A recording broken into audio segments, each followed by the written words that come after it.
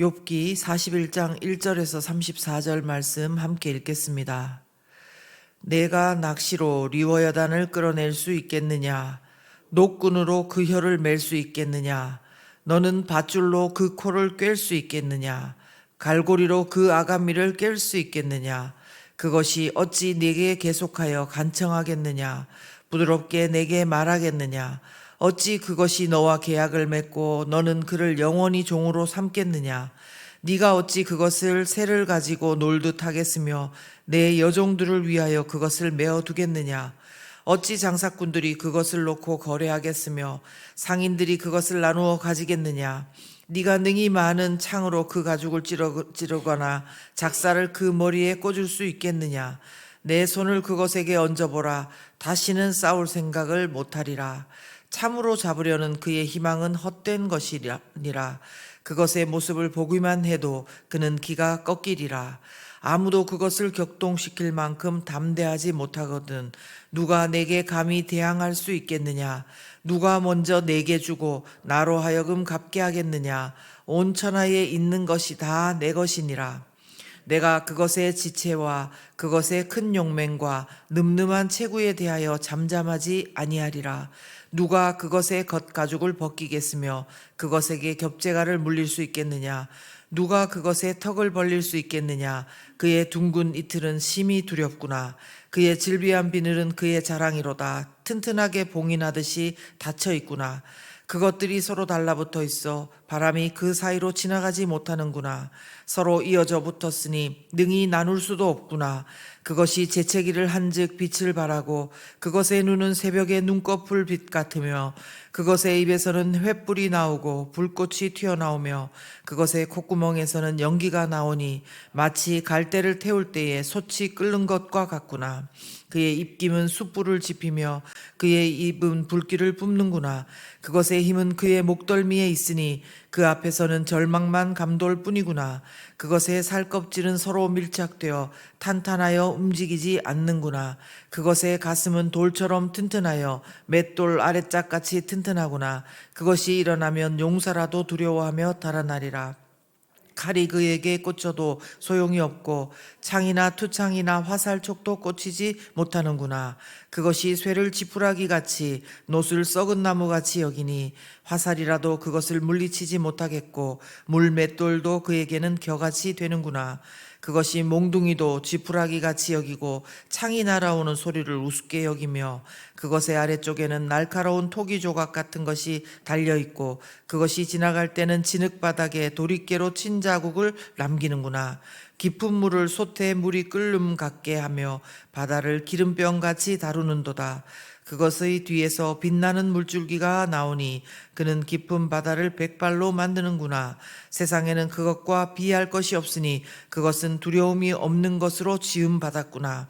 그것은 모든 높은 자를 내려다보며 모든 교만한 자들에게 군림하는 왕이니라. 아멘. 네. 12월 19일 화요일 아침에 주신 말씀 함께 나누겠습니다. 어제에 이어서 오늘의 말씀은 드디어 욥이 그토록 간절히 기다리던 하나님을 만나게 된 내용입니다. 친구들의 억울한 정죄에 대해서 욥이 얼마나 억울해했는지요. 욥은 하나님을 만나게 되면 이것도 말씀드리고 저것도 말씀드리고 그렇게 단언했지요. 그런데 어제도 그렇고 오늘도 그렇고 하나님께서 만나 주신 것은 맞는데 그 말씀이 욥이 기대했었던 그런 내용과는 다른 방향으로 흘러가고 있음을 우리는 보게 됩니다. 한마디로 말해서 욥이 잘했고 또 옳고 친구들은 잘못했고 틀렸다 이렇게 해주실 것을 기대하고 있는데 하나님의 말씀은 오늘 그 말씀이 아닌 것입니다. 가끔 우리도 기도할 때 하나님을 이렇게 경험할 때가 있습니다. 하나님께서는 욥과 우리에게 말씀해 주시고 싶은 것이 따로 있는 것이죠. 우리가 기억해야 되는 것이 무엇이고 우리가 알아야 되는 것이 무엇인지 하나님은 말씀해 주십니다. 오늘 먼저 본문을 통해서요. 하나님은 창조물인 리워야단의 능력에 대해서 말씀을 해주고 있습니다. 먼저는요, 리워야단의 능력. 어제는 베헤못이라는 동물에 대해서 말씀하셨는데, 오늘 본문에는 리워야단이라는 동물을 말씀하십니다.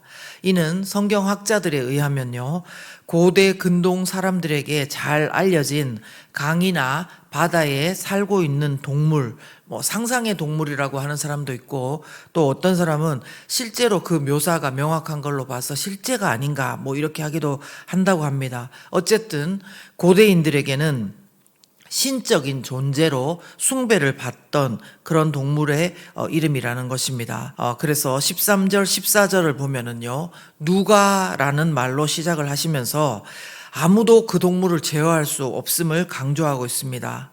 보시면 누가 그 겉가죽을 벗기겠냐, 누가 그것에게 겹재갈을 물릴 수 있겠냐, 누가 그것에 턱을 벌릴 수 있겠느냐, 아무도 할 수 없다는 말씀인 거죠.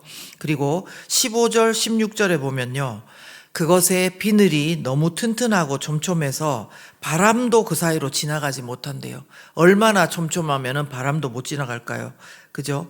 그리고 18절에서 21절도 보면 리워야단이 재채기를 하면 빛을 발하고 입에서는 횃불 나오고 불꽃이 튀어나오고 막 그런다는 것입니다.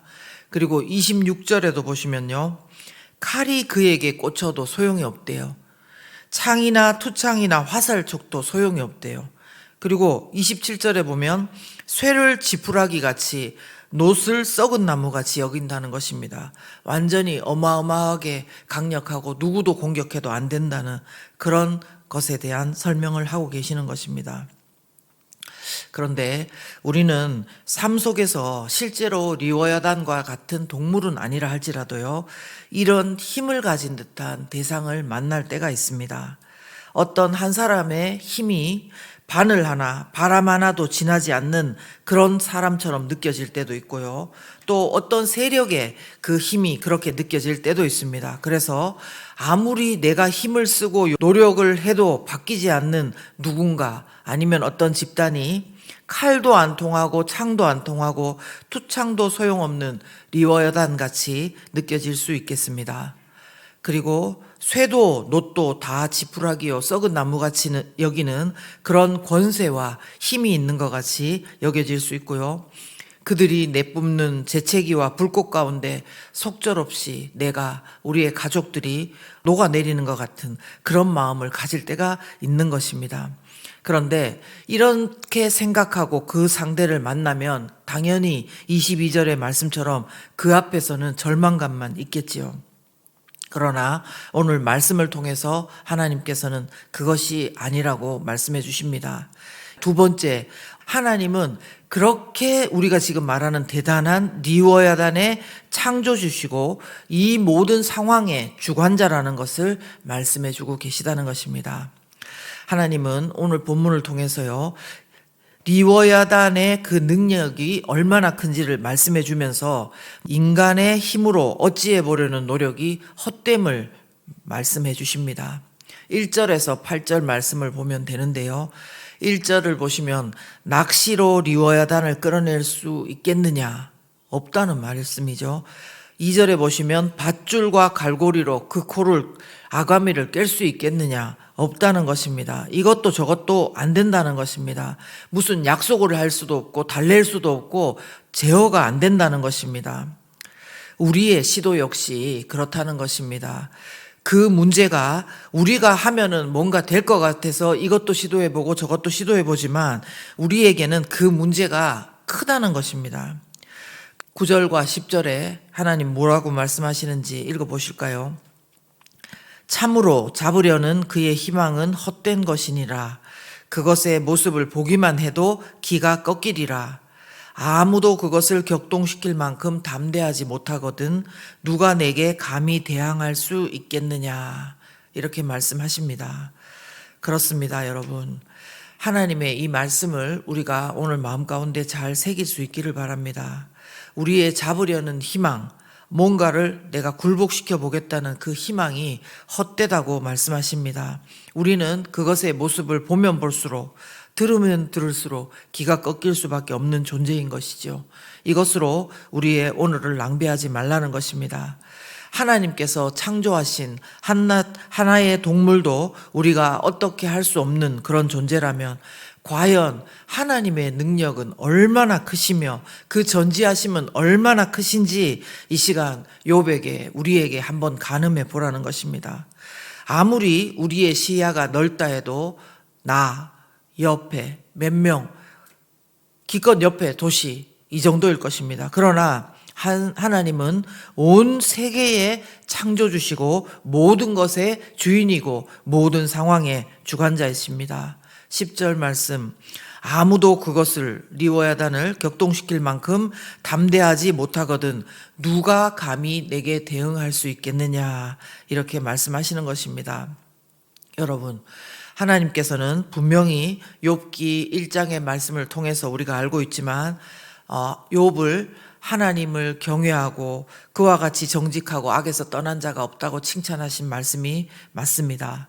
그러나 그 욥의 의가, 그리고 우리의 의가, 우리의 오름이, 우리의 오늘 열심이, 우리의 수고가 하나님의 크기를 넘어설 수 없는 것입니다.